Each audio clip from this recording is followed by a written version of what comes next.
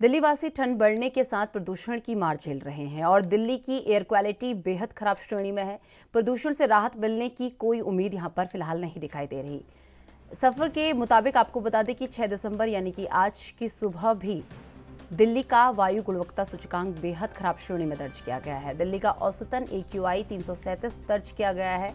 इसकी वजह दिल्ली में वायु प्रदूषण की रफ्तार का जो है धीमी होना है। इसका कारण प्रदूषण आगे नहीं बढ़ पा रहा और केंद्रीय प्रदूषण कंट्रोल बोर्ड के मुताबिक आज राजधानी के कुल 35 AQI स्टेशन में से 31वां AQI बेहद खराब श्रेणी में दर्ज किया गया है।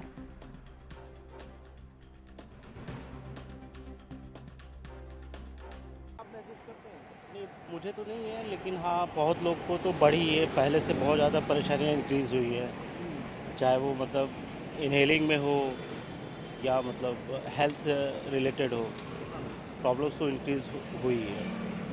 अच्छा, ये कारण क्या मानते हैं दिल्ली के पॉल्यूशन का? अगर पूछा जाए आपसे तो क्या कारण मानते हैं दिल्ली के? कारण तो इसके बहुत सारे हो सकते हैं, चाहे वो कह दीजिए आप व्हीकल्स पहले से ज़्यादा हो गए हैं, या जो भी मतलब मैन्युफैक्चरिंग प्लांट्स के कैसे उनको हमें डिवाइड करना है एग्जैक्टली, कैसे हम उन प्रॉब्लम्स को सॉल्व करेंगे पोल्यूशन की। तो बहुत सारी चीज़ें हैं। अब ऐसे नहीं कि मैं उनको 2 क्वेश्चंस में बता दूं तो प्रॉब्लम का सलूशन निकल आएगा। अभी बताइए कि बहुत सालों से हम लोग झेलते आ रहे हैं, आप दिल्ली में ही रहते होंगे, हर साल हम देखते हैं कि पॉल्यूशन आ जाता है, कहीं ना कहीं स्कूल के बच्चों पे असर पड़ता है। जैसे इस बार भी स्कूल बंद हो गए थे, तो हम लोग पहले कोविड झेल रहे थे, फिर हमारे तो पॉल्यूशन आ गया, तो कहीं ना कहीं हम लोग के काम में भी असर पड़ता है। पोल्यूशन तो आ गया, पोल्यूशन तो बहुत टाइम से है। अब उसको तो जब तक हर एक इंडिविजुअल बंदा जब तक नहीं सोचेगा तब तक पोल्यूशन।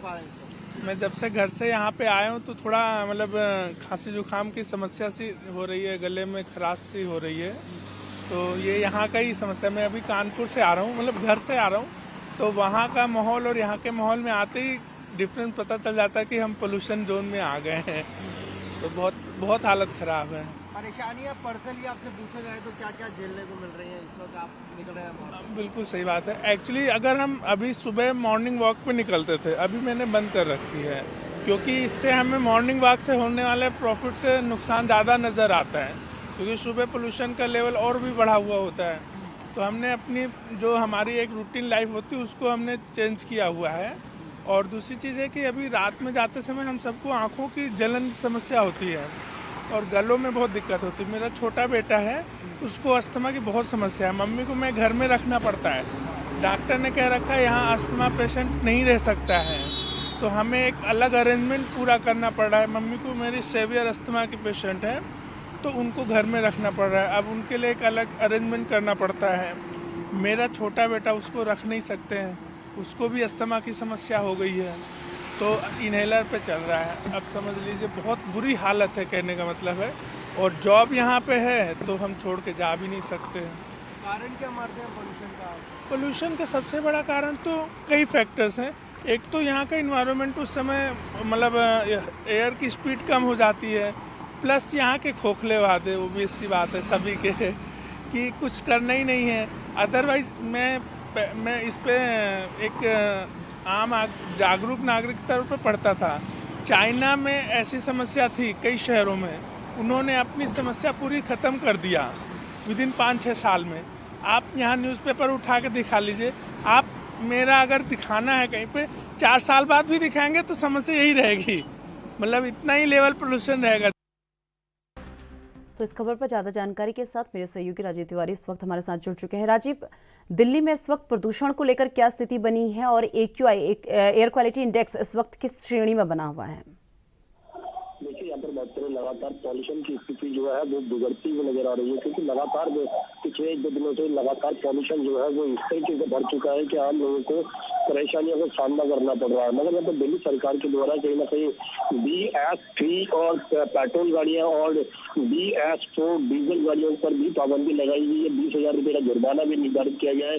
मगर फिर भी दिल्ली के NCR के अंदर पॉल्यूशन जो है वो लगातार बढ़ता हुआ नजर आ रहा है। लगातार इस स्थिति को कंट्रोल करने के लिए कोशिशें जरूर की जा रही है, मगर वो कोशिश जो है वो अभी भी कारगर होती हुई नजर नहीं आ रही है। यहाँ पर बात करें सेंट्रल दिल्ली के AQI लेवल की, तो यहाँ पर 242 के करीब एक्वाई लेवल जो है वो दर्ज होता हुआ नजर आ रहा है। लगभग ये 10:30 बजे का एक्वाई लेवल है, मगर यहाँ पर स्थिति को कंट्रोल करने के लिए सरकारों की तरफ से जो कोशिशें होनी चाहिए थी, वो कोशिशें लगभग कैसे कामयाब होती हुई नजर नहीं आ रही है, जिसकी वजह से लोगों को अब सांस लेने में भी दिक्कतें आती नजर आ रही है। जी राजीव, वही बात कर ले, प्रदूषण के कारण किन किन चीजों पर रोक लगा दी गई है राजधानी में? देखिए, यहाँ पर बात करें पॉल्यूशन को लेकर लगातार दिल्ली के अंदर पेट्रोल गाड़ी की बात करें या फिर कहें डीजल गाड़ियों की बात करें, BS4 गाड़ियों की बात करें या फिर BS3 गाड़ियों की बात करें, तो लगातार उनके लिए भी पाबंदियां जरूर की जा रही है, मगर लगातार कहीं ना कहीं जो पाबंदी है वो उतनी कारगर होती हुई नजर नहीं आ रही है। डीजल गाड़ियों पर बेशक पुरानी गाड़ियों पर 20,000 रुपये का जुर्माना जरूर निर्धारित किया गया है, मगर अभी तक जितनी कोशिशें लगातार धरातल पर होनी चाहिए वो कोशिशें कामयाब होती हुई नजर नहीं आ रही है। जनता अब ये कहीं ना कहीं सरकारों को कहीं ना कहीं कोसती हुई नजर आ रही है, उम्मीद करती हुई नजर है कि सरकारें कुछ काम करेंगी। मगर यहाँ पर बात करें ऑर्डिनल की, तो दिल्ली के अंदर अभी तक ऑर्डिनल लागू नहीं है, जिसकी वजह से सबसे ज्यादा परेशानियों का सामना करना पड़ रहा है। और आने वाले 1-2 दिनों के अंदर ठंड जैसे जैसे बढ़ेगी तो वैसे ही पॉल्यूशन की स्थिति और ज्यादा भयानक होती हुई नजर आएगी। मगर यहाँ पर बात करें सरकार की, तो सरकार जिस तरीके से दावे कर रही है और उन दावों की सच्चाई जो है वो ग्राउंड लेवल पर ही नजर आती है, और ग्राउंड लेवल पर जनता जो है वो परेशान है। जी राजीव, वही बात अगर दमकल विभाग के डायरेक्टर अतुल गर्ग की कर ली जाए तो उन्होंने भी प्रदूषण को लेकर कुछ बातें सामने रखी, एक बार उसे लेकर भी पूरी जानकारी। देखिए, यहाँ पर बात करें अग्नि विभाग के डायरेक्टर की, तो जो कहते हैं अतुल गर्ग जी, उन्होंने भी यही कहा कि हम जहाँ पर पॉल्यूशन की स्थिति बढ़ी हुई है, जहाँ से सरकार की तरफ से आदेश मिलते हैं, वहाँ पर जाकर पानी का छिड़काव भी करते हैं। लगातार वाटर कैनन की जो गाड़ियां हैं उनकी वो लगाई हुई है, और लगभग ऐसे 10 से 12 गाड़ियां जो है वो प्रतिदिन पानी का छिड़काव करती है, पेड़ों पर भी पानी का छिड़काव किया जाता है।